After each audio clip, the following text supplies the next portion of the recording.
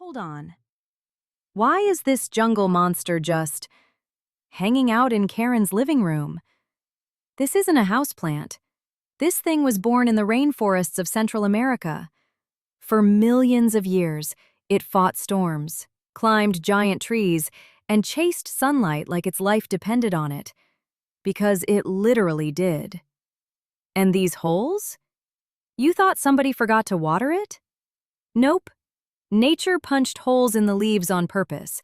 When tropical storms hit, the wind passes right through.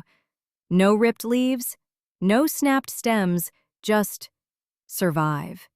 And aloe vera? That little plant sitting in your bathroom? It grew up where rain is basically a myth, so it learned to store water inside itself.